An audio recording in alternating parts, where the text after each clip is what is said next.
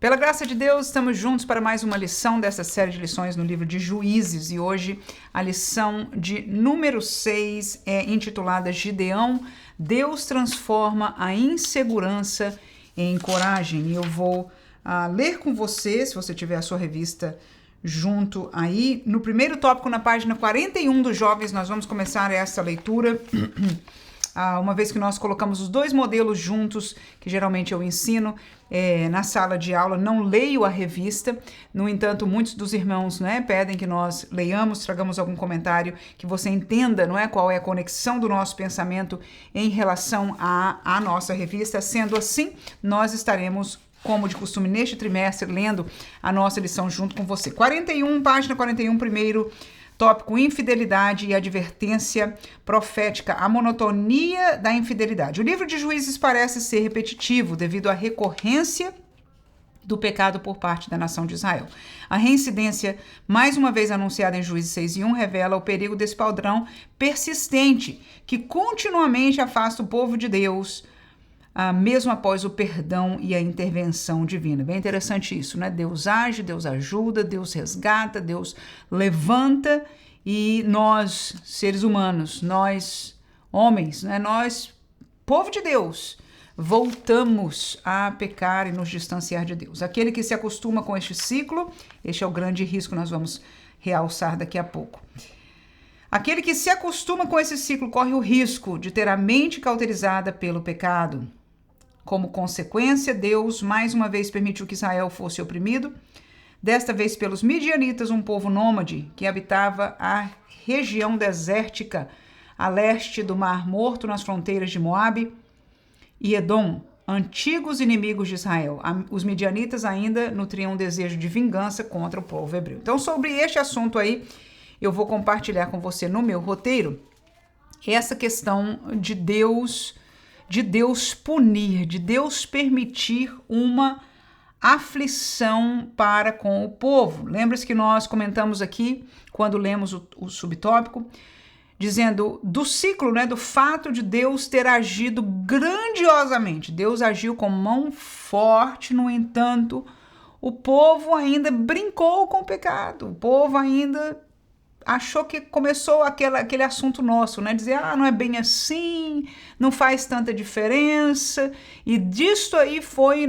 como diz a palavra, um abismo chamando outro abismo, até que chegaram a um ponto realmente distanciado de Deus, de traição espiritual a Deus. E aí a pergunta para nós vamos usar essa classe para perguntar por que Deus pune, por que Deus permitiu esta aflição. No caso, ele não diretamente puniu, mas permitiu, usou, para que houvesse uma aflição grande por parte dos midianitas. Nós já vimos alguns juízes e, portanto, já vimos alguns exemplos dessas aflições, mas agora por causa deles. E eu, quando coloquei esta pergunta, eu coloquei mais outra aí junto. Olha, pode um pai punir para bem? Essa é uma pergunta que nós podemos responder. Não é fácil se você é filho somente e não pai. A perspectiva é uma. Quando a gente é pai e mãe, nos facilita entender, Não há um amor tão grande como de um pai e de uma mãe. No entanto, nós temos sim a capacidade, dentro do contexto de tal amor, de punir para bem. Por quê? Porque nós queremos que esta criança, que o nosso filho, aprenda os limites, aprenda o que é certo, e é necessário algumas vezes alguma forma de punição. Então, quando Deus pune, quando Deus permite esta aflição na vida do povo, é para bem. Que bem? Essa é a grande pergunta. Como assim bem? A primeira coisa que nós devemos entender é que se eles permanecessem onde eles estavam adorando outros deuses, eles estavam espiritualmente distanciados de Deus para sempre. Ou seja, o futuro eterno deles, céu e inferno, estava literalmente em jogo, porque eles estavam permanecendo em pecado. Agora, Deus tinha que enviar a Jesus através da semente de Abraão, desta nação de Israel. Então, ela tinha que permanecer. E Deus queria, não só porque Jesus seria a salvação pela graça para toda a humanidade, Mas Deus tinha interesse de salvar também este povo que ele separou para este propósito. Ou seja, Deus não queria que eles se perdessem. Amém? E fossem, como temos estudado em vários tempos, né, a ponte para que o resto da humanidade chegasse a alcançar essa mesma salvação. Agora, o povo de Israel aprendeu a brincar com a situação com Deus. E o que acontece quando nós brincamos é que a mente da pessoa pode cauterizar a vida da pessoa. O que é isso? É endurecer. E aí ele não está mais sensível. Ou seja, aqui com a aflição ele ainda se sensibilizou, né? Mas podia chegar a um ponto que ele não se sensibiliza mais e Deus queria impedir que isso acontecesse. Então, antes que não houvesse mais saída espiritual, Deus age, aumenta a aflição para que haja o arrependimento. Eu botei 2 textos sobre este impedir a mente cauterizada. O primeiro é em Timóteo 4:2, que diz: pela hipocrisia de homens que falam mentiras, tendo cauterizado a sua própria consciência. Então, este exemplo não está diretamente ligado ao contexto do Juízes, mas prova que alguém que permanece no pecado, falando mentira, vivendo uma vida mentirosa. Agora eu quero deixar um detalhe claro aí. Essa carta a Timóteo, Paulo está falando de gente dentro da igreja, ok? Está falando de gente dentro da igreja. Não estou dizendo que necessariamente tenha nascido de novo, que tenha uma vida no altar, não. Mas está dentro da igreja. Nós olhamos para ele, está talvez até dentro do ministério, é parte do louvor, ou o que quer que seja. É da igreja, tá? Mas pela hipocrisia de homens que falam mentiras, ou seja, pessoa que permanece, tá aí, no vício, na prática da mentira, isso é pecado, tendo cauterizado a sua própria consciência. Então, a consciência de quem permanece no pecado cauteriza, se fecha a ponto que ele não vai mais alcançar o pedido de resgate a Deus, o perdão, o caminho do perdão. Muito perigoso esse lugar, muito perigoso. E Deus nos quer guardar de chegar a este lugar. O texto de Provérbios é um texto precioso, que eu uso muitas vezes, o homem que muitas vezes repreendido. É o problema que Israel estava vivendo ali. Se ele endureceu o seu coração a seu serviço, então um dia ele vai ser quebrantado sem que haja cura. Então essa é a realidade que nós aprendemos deste primeiro subtópico aí, né? Por que Deus fez? Deus fez para impedir o pior. Que eles se cauterizassem, chegassem a um ponto que não enxergassem mais, não entendessem mais e ficassem, por fim, apartados de Deus. A força destruidora, na página 42 do pecado, é o segundo subtópico. Tomados pelo pavor, os israelitas foram forçados a se refugiar nos montes em busca de segurança. Isso porque sempre que realizavam suas colheitas, os midianitas, em aliança com os amalequitas, invadiam suas terras e saqueavam os frutos da terra e o gado. Era uma situação de caos. Por causa da desobediência, os hebreus não desfrutavam de paz nem segurança, sendo obrigados a viver em constante fuga. Sua economia foi devastada, a ponto de enfrentarem fome e pobreza. O ataque inimigo era tão intenso, e este é o ponto que eu chamei a atenção para nós. A intensidade daquilo que aconteceu com eles nesta época. Era tão intenso que o texto bíblico descreve que vinham como garfanhotos. De fato, Deus havia advertido anteriormente sobre as consequências da desobediência. Podemos recordar as palavras de Jesus: o ladrão não vem senão a roubar, matar e destruir, e eu vim para que tenham vida e vida em abundância. Então, neste segundo subtópico, somente o que eu falei é isso, foi um ataque intenso. Mas nós já apreciamos, no melhor sentido, o porquê Deus permitiu. Eu quero que nós entendamos que quando Deus faz tal coisa, quando Deus permite tal situação, para este propósito, as situações adversas podem acontecer por mais de uma causa. Mas neste caso, era porque o povo de Deus estava se perdendo. Eles iam perder a comunhão com Deus para sempre. E a força, e veja que Deus sempre foi paciente, não faltou a voz de Deus no meio do povo, através da lei, através de homens de Deus, de homens que estejam a cargo de ler a palavra de Deus, de fazer a voz de Deus ser ouvida no meio do seu povo. Deus nunca, irmãos, até na história, quando eu leio a história da igreja, em tempos que a gente diz, olha, era na Idade Média, tudo desapareceu. Não! A palavra ainda estava lá. E por incrível que pareça, mesmo numa igreja morta, ainda tinham pessoas que estavam sendo levantadas para traduzir a Bíblia em outras línguas, nas línguas do povo, para que o povo pudesse ler a palavra de Deus. A palavra de Deus sempre esteve, Deus permitiu. Uma das coisas que eu tenho maior alegria da parte de Deus. E olha, é um alerta para nós.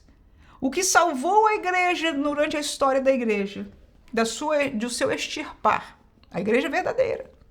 Nós sabemos que existe uma igreja morta, que chama-se cristianismo, mas que não conhece mais a salvação, né? Nós sabemos a que estamos nos referindo. O que salvou a igreja foi a palavra de Deus. Até nós nos lembramos do grande marco da mudança, né, deste ciclo que foi a reforma. Por quê? Como é que Martinho Lutero alcançou a verdade? Alcançou pela palavra. Aleluia. Então, irmãos, vamos entender o mistério e o poder e a graça e quão importante é este livro sagrado. Então não só tenha, não só ame o livro em si. Vamos abrir, vamos ler, vamos estudar, vamos aprender. Eu sei que parece intimidador, não é? E nós, como professores, procuremos mais em nome de Jesus. Então, o que nós falamos aí, um ataque intenso. Por que um ataque intenso? Porque foi necessário, irmãos. Deus sabe o que é necessário. Do mesmo jeito que um pai humano tem noção do que é necessário para corrigir um filho, das situações diferentes, eu sou mãe, há situações que nós sabemos que se a correção não for de uma certa maneira, não vai causar efeito. A gente aprende isso na prática. E olha, eu sou falível, eu posso errar para mais ou para menos. Eu posso errar. Ainda assim, a maturidade já me trouxe a um lugar que geralmente eu vou mais acertado. Aleluia. E Deus que sabe todas as coisas. Então foi um ataque intenso. Escute, por favor, essa palavra, porque é de Deus. Foi um ataque intenso porque era necessário. E era para salvar, porque Deus só faz para este motivo. Aleluia. Próximo tópico. A advertência divina é o 3, né? Mais uma vez os filhos de Israel clamaram ao Senhor e novamente o Senhor lhes respondeu. Essa é a palavra que nós vamos focar aqui no meu roteiro. Contudo, antes de levantar um libertador, Deus envia um profeta para trazer esperança, mas sobretudo para confortá-los com seu pecado. O verdadeiro profeta de Deus não suaviza a mensagem divina com discursos de autoajuda, mas transmite com fidelidade a palavra do Senhor. É necessário lembrar que a profecia, inclusive atualmente, também tem como propósito a exortação e a correção. A mensagem profética confronta o pecado e chama ao arrependimento. O que eu vou chamar-nos a atenção aí neste subtópico é o fato do povo ter clamado. Então, Deus permitiu uma aflição grande. E o que o povo fez? Finalmente olhou para cima. Não olhou para só as circunstâncias, como é que a gente pode se virar, como é que a gente pode vencer, não. Não tinha mais jeito, então eles olharam para cima e perguntaram a Deus. E a gente vai ler o texto do povo clamando e nós vamos ler o que Deus disse. E é isso que eu quero refletir com você. Deixa eu desaparecer aqui para que nós possamos ler o texto. Então está em Juízes capítulo 6, versículos 6 ao 10, que diz assim: Israel empobreceu muito pela presença dos medianitas. Então os filhos de Israel, veja aí, por causa da pobreza, por causa da aflição, por causa da dor, fizeram o quê? Clamaram ao Senhor. E sucedeu que, clamando os filhos de Israel ao Senhor, por causa da dor, por causa dos medianitas, veja, porque eles clamaram, enviou o Senhor um profeta aos filhos de Israel e lhes disse. O profeta não fala dele, o profeta de Deus verdadeiro fala do Senhor. E assim foi a palavra. Assim diz o Senhor, Deus de Israel. Do Egito eu vos fiz subir e vos tirei da casa da servidão. E vos livrei das mãos dos egípcios e da mão de todos quantos vos oprimiam. Tá vendo? Vocês têm uma história de opressão pior do que essa. Uma história de escravidão. E eu fui o Deus que vos tirei e os expeli de diante de vós. E a vós dei a sua terra. E vos disse, eu sou o Senhor vosso Deus, não temais os deuses dos amorreus em cuja terra habitais. Mas, olha a palavra final de Deus aí, não me destes ouvidos à minha voz. Então, eu quero olhar com você para este texto e perguntar de novo, o que foi que Deus disse aí? Primeiro, Deus respondeu. Primeira lição para nós. Quando nós clamamos, Deus vai responder. Aleluia. Deus é este Deus. Ele não muda.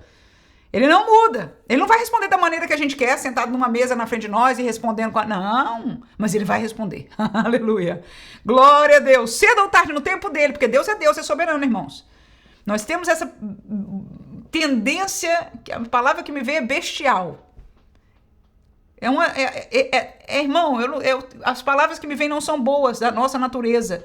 E hoje, nesse contexto de uma igreja que moderna, mas o problema não é a modernidade, mas é que mudou o evangelho para centrar no homem e não em Deus. Nós perdemos a perspectiva de quem é Deus, irmãos. Perdemos. Perdemos. Precisamos voltar à palavra. Mas a primeira coisa que nós aprendemos neste texto é que Deus ouve o clamor e Deus responde. Agora ele responde na maneira dele, nos termos dele. Quando Deus respondeu, também Deus tem uma maneira de falar, tem uma maneira de tratar. E eu quero que nós tomemos atenção a como Deus respondeu. A primeira coisa que você viu comigo aí já é que Deus lembrou do passado. Deus lembrou de quem ele era, onde eles estavam. No Egito. E que foi a mão deste Deus, ele diz, eu que te tirei da casa de servidão, eu sou o teu Deus. E eu provei com o meu poder, eu provei com o meu amor de vos tirar de lá. Vocês não estavam lá, eu não tinha favor nenhum para mim. Mas eu tirei, eu amei, eu busquei. E eu agi como um forte. Vocês conheceram o meu poder. Não só lá, no caminho, mas quando vocês chegaram nessa terra, eu abri a terra para vocês. Eu tirei a povo que estava. Tinha gente aqui, vocês sabem disso. A minha mão forte foi com vocês para tirar o povo da terra. E vos dei essa terra que vocês estão. Agora eu disse uma coisa para vocês. Não temam os deuses dessa terra. O que significa este temer aí? Não os tomem como vossos deuses. Não os respeitem eles. Os deuses do mundo, as prioridades do mundo, os valores do mundo, não temam. Não tenham respeito. Não tenham por valores para você, porque eu sou o vosso Deus. E eu falei isso para vocês. Não, em outras palavras, idolatrem. Agora, a gente nem sempre chama de idolatria aquilo que a gente faz. Mas que nós tememos aos deuses da terra. E este temor não é de temor, de temor com tremor. É de respeitar, de dar um lugar de valor a destes deuses. Em outras palavras, fazê-los parcial ou totalmente nossos deuses também. E aí o que Deus diz? Vocês não deram ouvidos à minha voz. Então isso foi o que Deus disse. O povo clamou, Deus respondeu, e diz o que aconteceu foi isso. Vocês não me deram ouvidos. Vamos ao segundo tópico, o chamado de Gideão. Então o problema está aí, Deus falou, mas não resolveu ainda. E aí Deus chama Gideão, é onde nós temos o foco do juiz dessa nossa lição, né? Página 43, subtópico 1, jovem trabalhador. Diante da situação, Deus escolheu Gideão para libertar Israel. Segundo os estudiosos, Gideão era um jovem com cerca de 30 anos. Suas duas características que destacavam nele. Primeiramente, o seu pai Joás e toda a sua família haviam cedido à idolatria. Este é um que eu apontei como importante aqui. Então, a família dele, o pai, a mãe, a família de onde né, ele era relativamente jovem ainda. Então, na casa de seus pais tinham também já caído, como nós falamos, todo o povo entrou neste caminho de idolatria, inclusive os pais dele. Isso revela que a origem familiar ou o contexto social não determina o destino de uma pessoa. O que o pastor está querendo dizer aqui? De uma família que tinha caído, Deus levanta um Gideão que ficaria de pé, que se levantaria contrário, né? Mesmo criada em ambientes espiritualmente hostis, a pessoa alcançada por Deus pode ser liberta de vícios, da promiscuidade, da violência e trilhar um novo caminho diante do Senhor, com certeza. E se podia naquele tempo de Gideão, muito mais agora, com a graça de Deus, o poder salvífico que em Jesus nós podemos alcançar. Em segundo lugar, o texto registra que Gideão malhava o trigo no lagar. O lagar era usado para esmagar uvas e azeitonas, extrair suco e azeite, geralmente escavado na rocha. Já a debulha do trigo ocorria em espaços abertos, porque o vento precisava ajudar para separar a palha do grão. Gideão estava trabalhando neste local inadequado e escondido de maneira improvisada para não ser saqueado pelos midianitas. Mesmo diante das adversidades, este jovem não deixou de trabalhar diligentemente para ajudar sua família e o seu povo. Então, o que nós comentamos aí é que até o pai dele tinha se corrompido. Tá vendo aí? Toda a nação tinha elegido outra ajuda que não Deus. Então, essa é a realidade espiritual. Até aquele momento que eles clamaram, até o momento de Deus chamar a Gideão, até os pais de Gideão estavam buscando, inclusive, socorro em outro lugar. Até que o desespero foi tão grande que eles se voltaram para Deus. Mas até então, essa é uma realidade difícil para a gente engolir, mas tão verdadeira, né, irmãos? Enquanto a gente pode buscar um outro trabalho, sonhar com outra coisa, ver os vídeos de como enricar rápido, tentar uma coisa ou outra, a gente tenta de tudo com as armas do mundo, com os deuses, entre aspas, do mundo. Até que quando não dá mesmo, e Deus permite a situação estar que não tem mais para onde, só aí. E claro, estou falando de um caso específico, nem todo sofrimento é por causa disso. Isso aí 100%, ok? Por favor, me entenda.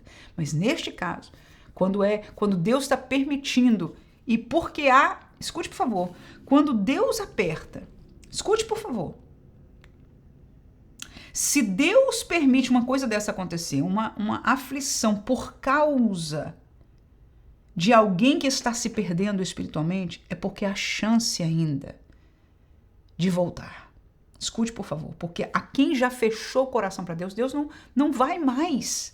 Ele deixa, você vai, ao contrário, você vai viver bem, vai prosperar, você vai olhar para um e vai dizer, mas está prosperando, entrou neste caminho e está prosperando. É porque ele vendeu o seu coração. Ele disse não ao Senhor, ele fez como aquele jovem rico que procurou a Deus e disse, a Jesus no caso, né? E disse, olha, eu quero tal, o que eu faço? E Deus olhou o seu coração, Jesus disse, porque teve compaixão dele, disse a verdade, diz, meu filho, para você, a saída é essa. E a pergunta foi, qual foi a resposta dele? Ele deixou o mundo, ele deixou as riquezas e foi a seguir a Jesus? Não, ele ficou com os seus deuses, onde o seu coração estava. Ele elegeu aquilo como Deus, como a realidade da sua vida. Ele não trocou pela realidade eterna, pela realidade da salvação, por Deus. Ele não trocou. Então, muitas pessoas não trocam, não querem, e Deus sabe. Então, Deus não precisa, no melhor sentido, botar a mão sobre eles para punir. Mas quando alguém é resgatável ainda, aleluia, quando alguém ainda está tentado, caiu na tentação, mas Deus sabe que ele não vendeu o seu coração, ele lá dentro ainda está lutando, ainda é uma luz, como aquele filho pródigo, estava lá nas delícias do mundo. Por que Deus permitiu a aflição? O dinheiro acabou, a aflição começou, porque Deus sabia que havia uma chance, e foi naquele lugar com os porcos, foi lá, aleluia, que ele se lembrou da casa do pai e disse, será que há uma chance de ser recebido? Ô, irmão, é uma lição grande aquela parábola para nós. Há uma chance de ser recebido e Deus permitiu aquele lugar. Deus permitiu o porco estar lá. Deus permitiu que a comida do porco não lhe fosse dada, para que ele se lembrasse do seu Deus e voltasse. O que Deus quer não é uma lição de você, tá vendo no porco, não. O que Deus quer é o caminho de volta ao Pai. O que Deus quer, o que Deus é a figura do Pai naquela parábola. O que Deus quer é abraçar o filho novamente, é botar sandália novamente, é botar anel novamente, é festejar novamente. Aleluia, será que nós entendemos isso? Este é o coração de Deus. E às vezes a gente não entende, não, Deus quer punir, Deus tá ali porque eu errei, porque eu pequei, tá fazendo isso, essa miséria comigo. Não, Deus quer te salvar, Deus quer a casa do Pai para você. E quando alguém, ao estar junto com o porco, vai lembrar, Deus permite estar nessa situação, mas alguns não. Será que nós estamos entendendo que Deus nos está ensinando? Aleluia. Naquela época, todos tinham corrompido, inclusive a casa do pai de Gideão. Segundo subtópico, página 43, um jovem cético. O anjo do Senhor aparece a Gideão e lhe dá uma mensagem de ânimo: o Senhor é contigo, varão valoroso. Aleluia, aleluia. Estou sentindo a graça de Deus aqui. Glória ao teu nome, Jesus. Contudo, no primeiro momento, o rapaz se mostra cético diante das circunstâncias. Ele questiona os infortúnios sobre Israel, pergunta os feitos dos antigos, diz que o Senhor desamparou. De fato, Gideão ainda tinha uma visão parcial das coisas. Sua imaturidade o levou a questionar a mensagem divina. Embora isso possa soar estranho, ele estava abrindo seu coração de maneira autêntica. Deus aprecia um coração sincero. Eu talvez não teria a mesma visão do pastor aqui sobre as circunstâncias, as colocações de Gideão, mas a conclusão dele, eu concordo 100%. Deus busca alguém que seja sincero. Deus não tem problema com as nossas perguntas, nossos questionamentos sinceros. Deus não tem problema com isso.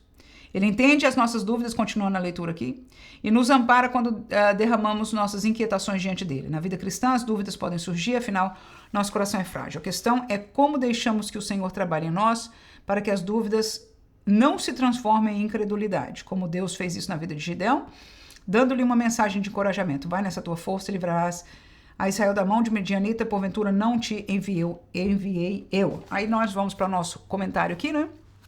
O que Deus falou com Gideão? O que Deus falou com Gideão? Vamos lá ler o versículo 12. E o anjo do Senhor lhe apareceu e lhe disse, olha a mensagem, escute aí, que esse aqui é interessante, por isso que eu botei os textos pra gente aí. O Senhor é com quem? É contigo. Então um anjo apareceu para Gideão, olha aí, por favor. Esse aqui vai ser um tópico legal pra gente aprender aí. Olha lá. O anjo apareceu para Gideão e disse, o Senhor é contigo, varão valoroso. É você. Quem é esse você aí? É a pessoa de Gideão. Então, o que Deus falou com Gideão? Que Deus era com ele, não foi assim? Agora a segunda pergunta que eu pus aí no tópico. Onde está a desconexão com as perguntas que Gideão fez? Então vamos ver qual a pergunta que Gideão fez. Essas foram as perguntas. Mas Gideão respondeu. Ai, Senhor meu, se o Senhor é... O que ele diz aí? Veja, o anjo disse, o Senhor é contigo, varão valoroso. A resposta dele foi, ai, Senhor, se o Senhor é conosco. Viu aí a mudança? O que está desconectado?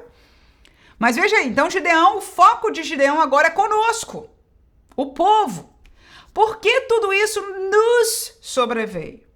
E o que é feito de todas as suas maravilhas que os nossos pais contaram? Nós, você está falando de nós, dos nossos pais. Os nossos pais contaram o que o Senhor fez. Não nos fez o Senhor subir do Egito. Porém agora, o Senhor nos desamparou e nos deu na mão dos midianitas. Será que nós estamos vendo a desconexão? Sutil, mas real. Deus falou com Gideão. Naquele momento, Deus estava falando com Gideão. Ele sabe da situação do povo. Ele já tinha adereçado ao povo numa palavra. Lembra que a gente acabou de ler um tempo atrás? Agora, Deus está falando com Gideão. Mas Gideão respondeu em relação ao povo. Agora, veja no final. Deus continua a falar, fazendo com que Gideão entenda. Vamos ver o que o Gideão tem que entender aqui no 14. Vamos lá. Então, o Senhor olhou para ele. A resposta, né? Então, continuidade aí. O Senhor olhou para ele e disse... Vai nesta, o quê? Olha lá, aleluia, tua força, Gideão, e livrarás o tal do nós, a Israel, ao meu povo, da mão dos midianitas. Olha a pergunta final, porventura, não te enviei eu. Então o assunto aqui de Deus, escute por favor, o assunto aqui de Deus não é com o povo. Deus estava obrando em favor do povo, foi o povo que clamou. Mas como Deus escolheu a Gideão e ele se encontrou com Gideão, então eu quero que a gente aprenda uma lição aí bem interessante. Quando Deus se encontrar com a gente, o assunto é com a gente. Aleluia. Glória a Deus. Há situação familiar na nossa vida, há uma situação congregacional no meio da nossa congregação. Nós sabemos que a nação, as nações, cada um de nós estamos em diferentes nações. Aqui tem pessoas que possam nos estar escutando de Portugal, de Angola e etc. Estamos em nações, com certeza, do nosso Brasil. Estamos em nações diferentes, mas há problemas nas nações. Falando do povo de Deus, há problema na denominação, há problema na congregação, né? Há problema no departamento, há problema na igreja. Mas quando Deus fala conosco, Ele está falando conosco. E Deus lida, uma coisa linda de Deus. Deus resolve e Deus move, atua para solucionar até um problema comunitário, como nós mencionamos, níveis de comunidade aqui. Mas Deus fala individualmente.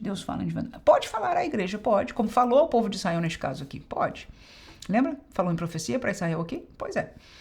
Mas ele falou individualmente com Gideão. E quando ele falou com Gideão, ele disse, Gideão, eu escolhi você. Vai nesta tua força.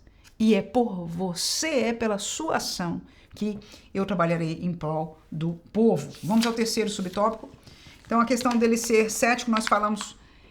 dando o foco não em ele ser cético, mas no sentido de que ele fez questões lógicas, sinceras, ele foi sincero daquilo que estava no seu coração e ele desconectou um pouco, não entendeu, mas Deus, veja, a graça de Deus fez ele voltar a entender o assunto de Deus com ele. Aí a coisa vai esquentar, que é o próximo subtópico, né? Um jovem inseguro. Mesmo após ouvir a palavra divina, eu estou no fim da página 43, Gideão ainda demonstra insegurança. Argumenta que sua família era mais insignificante da tribo de Manassés, ele o menor dentre os seus parentes. Gideão se via como alguém inadequado para cumprir a missão que Deus lhe confiara.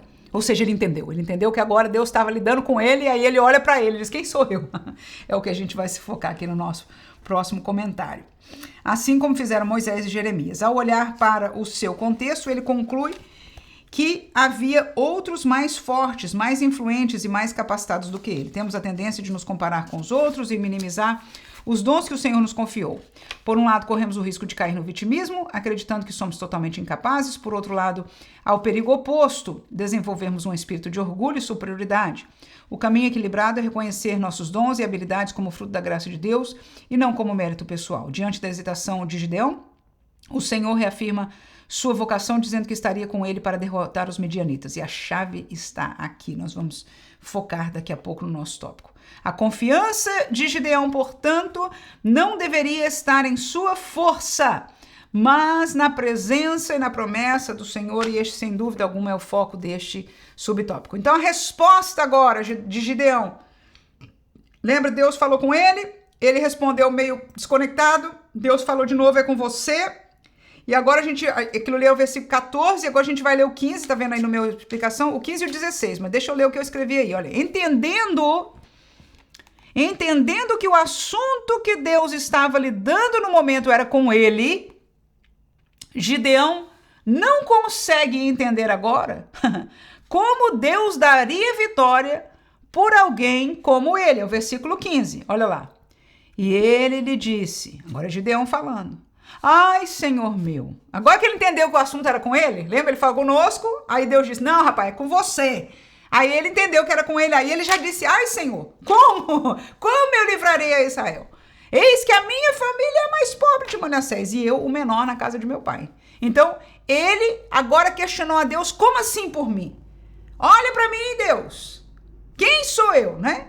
Agora, a resposta-chave é o grande aprendizado deste tópico e de todas as coisas para a nossa vida, em nome de Jesus. É o versículo 16, vamos lá. Opa. Versículo 16 é esse aí.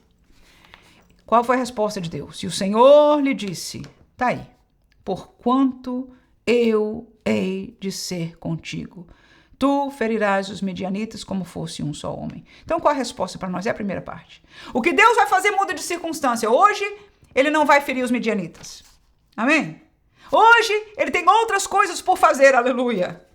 Mas quando nós perguntarmos, Senhor, como? Algumas vezes eu pergunto para Deus. É Deus até que permite determinadas coisas da minha vida que eu chamo os cortazinhos de asa de Deus para mim. Eu sou sonhadora, então de vez em quando e de vez em sempre, Deus corta as minhas asinhas bonitinho, glória a Jesus, e eu agradeço a Deus por isso, porque Ele é paciente comigo. A gente mete os pés pelas mãos, irmão, a gente é inocente, a gente é boba, a gente é besta, a gente é um monte de coisa, sabe? Ai, ai, infantis, né? Mas Deus tem paciência, Deus nos ama, aleluia. E Deus nos ajuda a amadurecer, aleluia, às vezes pela dor, né? Então, neste cortar de asa, Deus nos vai caminhando, aí a gente vai entendendo quem a gente é. A gente vai entendendo o tamanho da realidade espiritual, que a gente pensava que, tem uns que declaram. Não, meu amigo, não tem questão de declaração, não, né? Aí Deus vai fazendo nos entender toda essa realidade. Quando a gente entende bem direitinho a realidade, aí a gente se acha desse tamanhozinho. Na hora que a gente se achar pequeno e disser, olha, Senhor, não tem como fazer, a gente está começando a entender. A gente está começando a entender. Aí na hora que a gente não tem como, fala assim, olha, como assim por mim? Como assim eu vou fazer isso? Na hora que a gente está aí, presta atenção, porque essa é uma chave para nós. Toda vez que eu e você nos acharmos, se eu fizer, se eu me esforçar, tal, e se eu falar assim, se eu aprender assado, vai dar certo, vou fazer, vou acontecer. A gente está precisando amadurecer ainda. A realidade, não é nem a gente necessariamente, mas claro que a gente vê a realidade, estamos amadurecendo nós mesmos. Amém? Na hora que a gente se achar desse tamanhozinho, a gente descobrir, Senhor, não tem jeito. Aí nós estamos no lugar certo. Aleluia. E na hora que a gente disser isso para Deus, ele diz, não se preocupe, porque a vitória não está dependente de você. Eu vou ser com você. Eu estarei contigo. E é isso que dará a vitória. Escute, por favor, que eu vou terminar esse pensamento, que é o centro de tudo na Bíblia. Onde você vai para a Bíblia, você vai encontrar essa mesma verdade. Como Deus é paciente conosco, né? Qual é? A fé, irmãos. É confiar nele, é depender dele, é esperar nele, é saber que quem chama é ele, quem capacita é ele, quem dá vitória é ele, quem tira os inimigos da frente é ele, quem faz milagre é ele, quem transforma as vidas é ele, quem muda as circunstâncias é ele, quem pode nos usar é ele, quem deu a vida a nós no dia de hoje, amanhecemos vivos por causa dele, e se vivermos amanhã é porque ele nos deu a vida. Será que precisa de mais alguma coisa? E quando nós entendemos isso, então nós temos a capacidade de entrar na dimensão da fé. Enquanto nós olharmos a nossa força, nós não estamos na dimensão de Deus. Nós não estamos reconhecendo a Deus e nós não estamos na dimensão da fé. E tem um texto no Novo Testamento que é forte, irmão. Ele diz que o que não se faz por fé é pecado. Eu falei, olha, eu não quero nem entrar, não vou nem comentar muito sobre isso, que eu nem sei se eu tenho muito comentário para falar. Mas tá lá o texto. Tá lá o texto. Aleluia. Então Deus nos convida à dimensão da fé. Agora, a dimensão da fé para o homem, ela é pavorosa. Por quê? Porque não está no nosso controle. Não é assim? Até depois, na próxima lição, a gente vai ver um exemplo disso. Eu não vou passar na frente, porque não é o caso. Mas pronto, foi o suficiente para agora, tá? Tá certo? Então nós vemos aí que Gideão balançou, agora já entendendo que era com ele, o assunto que era de Deus e etc. Isso não se preocupe, Gideão. Sabe por que vai dar certo? Não é pela sua pequenez ou pela sua grandeza, mas porque eu serei contigo. Quantos podem dizer amém? Terceiro tópico, 44, página. Deus confirma a sua presença e conduz à vitória. Deus confirma com a sua presença. Gideão se destaca entre os juízes por sua personalidade questionadora, seu senso de inadequação. Ele precisava ser moldado por Deus em sua forma de pensar e crer. Por isso, Jeová atende a um pedido de sinal que comprove sua presença. O jovem prepara uma oferta voluntária e Deus a recebe como um ato sobrenatural, como confirmação de que, de fato, ele estava com ele.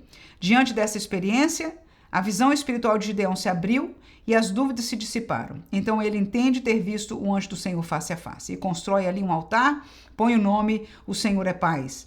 Isso porque Deus havia pacificado a sua alma, dizendo: não temas, não morrerás.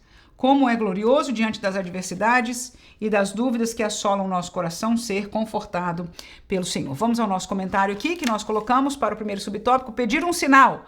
Sinal de temor diante do desafio. Então, o que nós vemos aí, neste tópico central, que me chamou a atenção é o fato de Gideão, que agora que entendeu que o Senhor seria com ele, agora entendeu que o chamado era para ele, mas o desafio era tão grande que ele fez um pedido a mais para Deus. Ele pediu um sinal.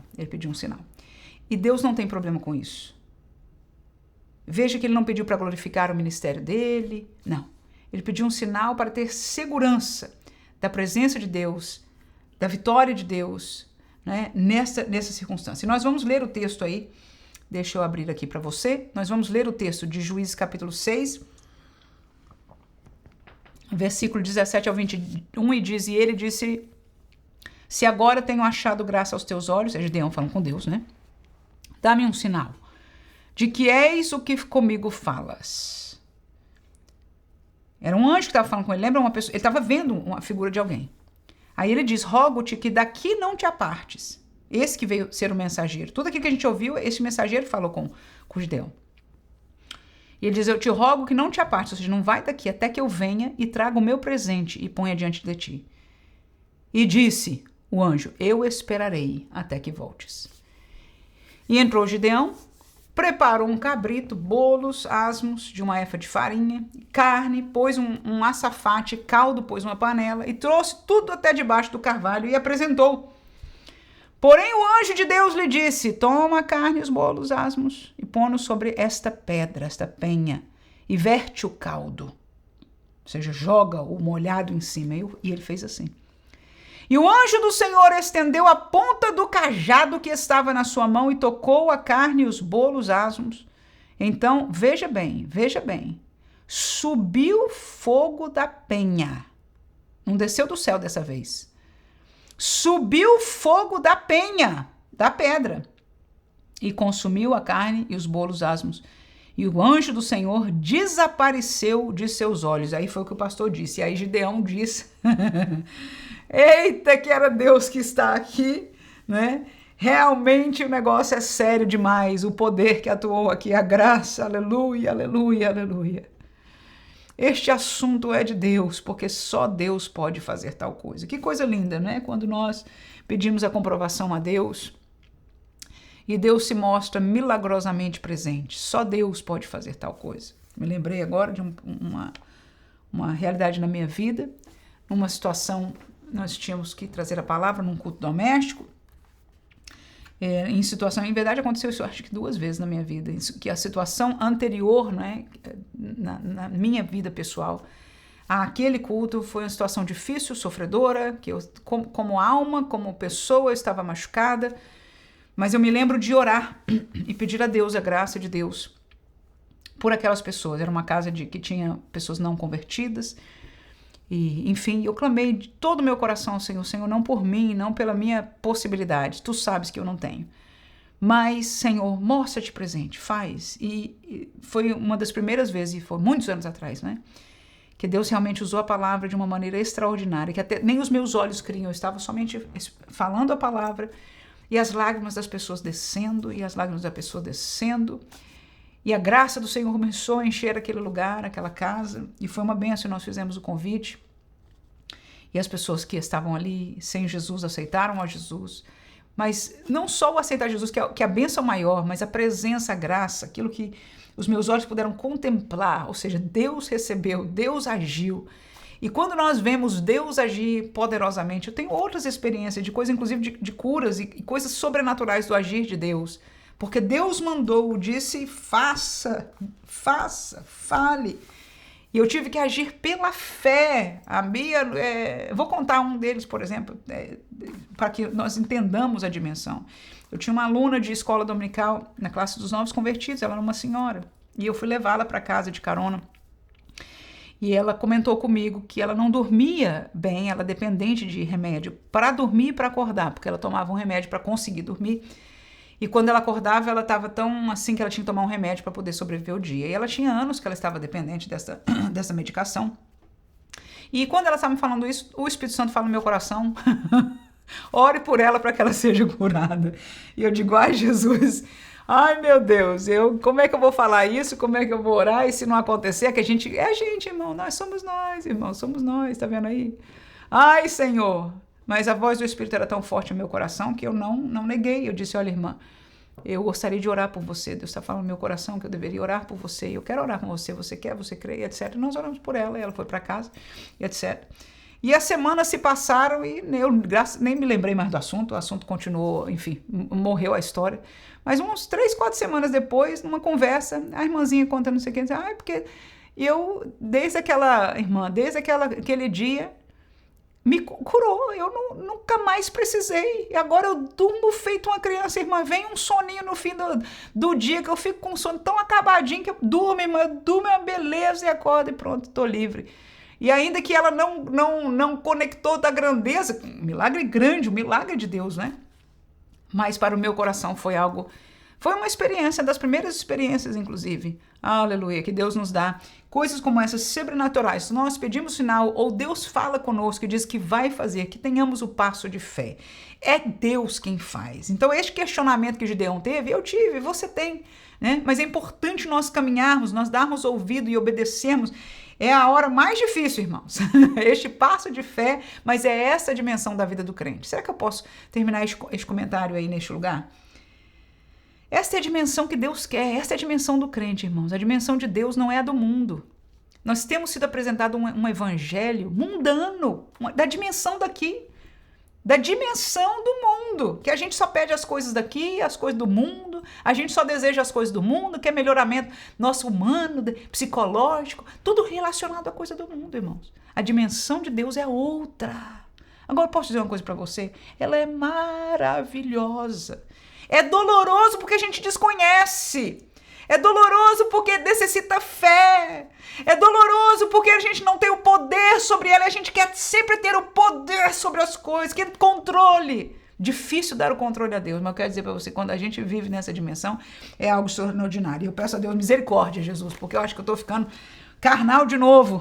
Que Deus me ajude em nome de Jesus. Agora, quando eu falo isso, já doeu aqui dentro do meu coração, porque quando eu peço, a gente pede ajuda a ter fé, para a gente usar a fé, a gente tem que ter uma situação que a fé é necessária ser usada. Ou seja, que a gente não tenha controle. Então, para o homem é sempre desconfortável. Aleluia.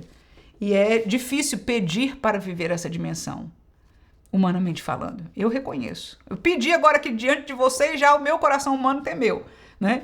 Mas que Deus faça o que Ele quiser em nome de Jesus, então. Faça a vontade sua, Senhor, na minha, na vida daquele que está me escutando. Mas se o Senhor nos levar a um lugar de fé, a um lugar de dimensão, nós sabemos que é para usar para livramento do povo. É para usar para a bênção da igreja. E nós só podemos dizer, eis-me aqui, Senhor, envia-me a mim, Senhor, me ajuda, dá-me força, dá-me fé, dá-me graça, porque é difícil para nós, mas o Senhor é que nos concede a vitória, é por causa de Deus. Vamos ao próximo, já lemos aqui? Ele pediu um sinal, né? Aí nós já lemos, sim. Segundo subtópico, na página 44, lá embaixo, Deus prepara o coração para a missão. Para ser conhecido como líder, Gideão precisava assumir uma posição firme dentro da sua família, começava ali, né? A primeira missão foi derrubar o altar de Baal que pertencia a seu pai e cortar os bostos dos seus postes ídolos, símbolos da idolatria e da corrupção espiritual do povo. Antes de derrotar os medianitas, Gideão precisava destruir a falsa religiosidade da própria casa. Então ele elabora um plano e executa. Diante da reação dos homens na cidade, nem mesmo Joás, pai de Gideão, ousou questionar a ação de seu filho. Se Baal era Deus, foi a resposta, né? Porque ele mesmo não se defendeu. Essa foi a posição sensata, lógica, né, de Joás, já reconhecendo a liderança de seu filho.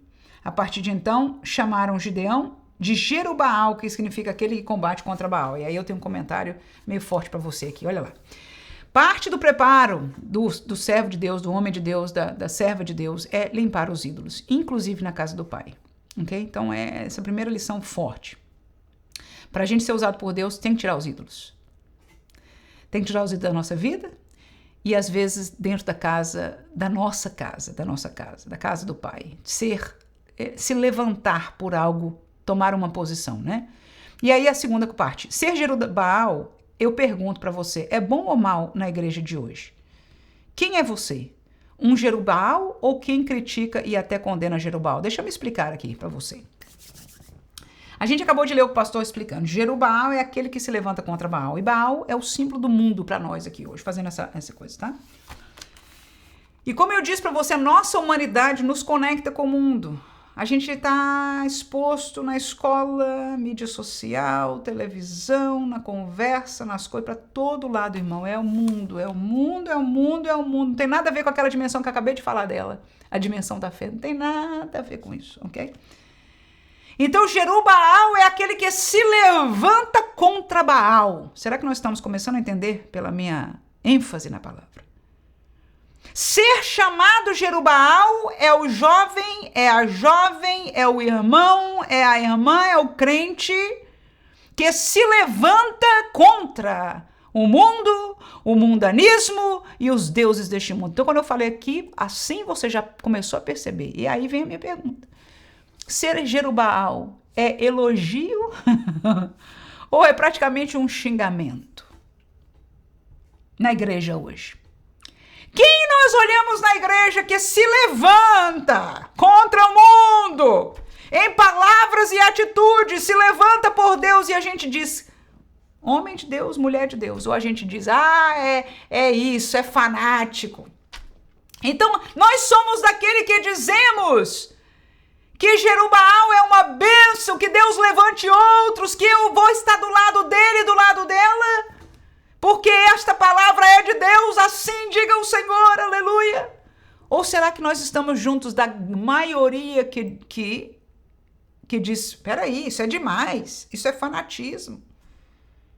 É uma pergunta muito forte, porque será que você pode levar a sua mente lá para Gideão, que ele estava sozinho nessa missão?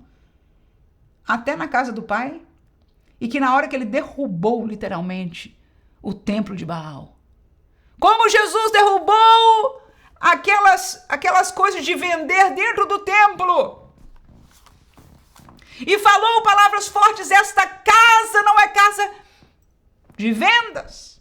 E hoje nós podemos dizer outras tantas palavras no meio das nossas igrejas e dizer: esta casa não é casa de tudo isso que nós estamos fazendo, mas é a casa de oração, é a casa onde alguém encontra a voz, ou pelo menos deveria encontrar-se ou ter o privilégio de se encontrar com o Pai. Jerubal, quem somos nós? Será que eu e você somos um Jerubal? Ou será que nós somos daqueles que criticam ao Jerubal que Deus levanta? Que Deus nos guarde, porque é uma posição séria para nós. Vamos terminar aqui, não é? Preparar o coração. Por último, já é o último subtópico. Deus conduz a vitória com poucos. E que pena, né? Que vai fazer só um subtópico para falar de uma coisa tão grande. Mas vamos lá. As trajetórias de Gideão até a vitória sobre os medianitas, que oferece lições preciosas. Em primeiro lugar, ele foi revestido pelo Espírito de Deus. E essa é a maior lição. E conhecido como líder pelos homens de seu clã. Em seguida, Gideão pediu ao Senhor 2 sinais adicionais, envolvendo controle de elementos naturais e o teste da lã. A resposta divina não apenas confirmou que Deus estava com ele, mas também revelou que Jeová e não Baal era o verdadeiro soberano sobre todas as coisas. Num terceiro momento, Deus prova a fé de Gideão ao ordenar a drástica redução do exército. O propósito era claro: impedir que Israel atribuísse a vitória à sua própria força. Esse é o centro mesmo, até ia falar antes sobre isso, né? 2 critérios seletivos: a retirada dos medrosos e a separação dos que se encurvaram a beber a água. Restaram apenas 300 homens dos 32 mil iniciais. Por meio dessa estratégia, Deus ensina que quando há obediência e fé, o pouco nas mãos dele se torna suficiente. Com esse contexto, pequeno exército, Israel iniciou sua vitória, fazendo os inimigos entrarem em confusão e fugirem. Na sequência, de Gideão convoca outras tribos de Israel para perseguir os midianitas em retirada, capturando e matando seus príncipes, Oreb e Zeeb, consolidando assim a vitória concedida a seu povo. Então, eu vou trazer 2 versículos para você, mas em questão dos 300 aqui, não é a gente se lembrar deixa eu até voltar aqui um pouquinho maior, dos 300 de Gideão, fechando aquele assunto que nós estávamos, né? A questão da confiança de que nosso entendimento, Deus podia livrar com 32 mil ou com 300. Por que Deus escolheu livrar com 300? O pastor ressaltou aqui neste tópico. Muitas lições, né? Por isso que a gente tem que escolher que lição focar. E uma delas é essa. Por quê? Por causa do nosso coração. Para que nós entendêssemos que quem fez foi Deus. Amém? Então, há situações que Deus permite na nossa vida e nos leva a ela. Para que nós entendamos, para que nós caminhemos na dimensão da fé, para que nós entendamos quem é o nosso Deus, que nossa confiança esteja em Deus, porque, irmãos, a gente se perde por aí, confia na gente mesmo, no braço do homem e até na nossa própria força. Fácil, nós chegamos nesse lugar, nós vivemos nesse lugar, que é o mundo que nós conhecemos, né? A nossa realidade, melhor dizendo. Mas quando nós somos levados para o Senhor, para este lugar, que a gente diz: é impossível, com 300 não vai dar. E aí Deus faz, a gente sabe, quem fez foi o Senhor. A glória é do Senhor. Graças a Deus por isso. Mas o foco deste tópico realmente está nestes 2 textos que eu vou ler com você. O primeiro, o pastor mencionou, é o Juízes 6:34, que diz isso aí, olha. Então o Espírito do Senhor revestiu, e olha essa palavra aí, revestiu a Gideão, o qual tocou a buzina e os abiesritas se ajuntaram após ele. Então, que eu quero mostrar aí que no momento da batalha agora, a preparação da batalha, então Deus chamou, falou: você com você, eu vou, é você, primeiro o assunto é com você. Segundo, Senhor, como? Se eu não sou nada, eu vou ser com você. Senhor, me dá um sinal. Deus deu o sinal. Me prova mais isso. Provou que Deus não teve problema com isso. Mas quando chegou a hora, a Bíblia diz: o Espírito do Senhor revestiu a Gideão. E eu quero levar você a uma palavra de Jesus depois de ressuscitado. Antes de ser assunto ao céu, ele diz essas palavras: e eis que sobre vós, meus discípulos, minha igreja, meu povo do Novo Testamento, envio a promessa de meu Pai. Quem prometeu, quem decidiu que fosse assim foi o Pai. Ficai, porém, na cidade de Jerusalém, até que do alto sejais, olha a mesma palavra aí, revestidos de poder. E nós sabemos que este revestimento, este poder é do Espírito Santo. Jesus já tinha falado sobre isso. Vou enviar o Espírito Santo. Então, este revestimento de poder é o que aconteceu, foi cumprido em Atos capítulo 2 e está disponibilizado, como Pedro disse, a vós, aos vossos filhos, aos que estão longe, a todos quantos o Senhor nosso Deus chamar. Ou seja, o batismo do Espírito Santo não foi para aquela geração. O revestimento de poder foi para as gerações vindouras, não era restrito a Jerusalém, nem só a Judéia, nem só a Samaria, mas para os confins da terra, nessa palavra profética de Pedro ali na sua primeira mensagem, depois de batizado no Espírito Santo, o revestimento de poder. Então eu quero lembrar uma coisa muito importante para você e para mim, e é o que vai terminar a nossa lição.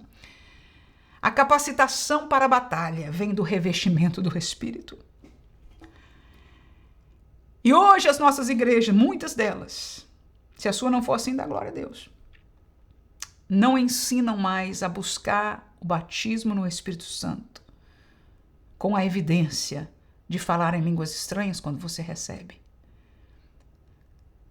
Porque este acontecimento, este marco, espiritualmente algo está acontecendo em você, chamado revestimento de poder. E enquanto no Antigo Testamento Deus revestia, mas não permanecia, voltava, o Espírito vinha, atuava sobre aquela pessoa e voltava para onde estava. Era uma atuação momentânea, específica, para uma obra, para uma batalha. No contexto que nós estamos, ele veio para ficar, o Espírito habita, e quando nós somos revestidos, este revestimento, este lugar espiritual, esta realidade espiritual permanece em nós.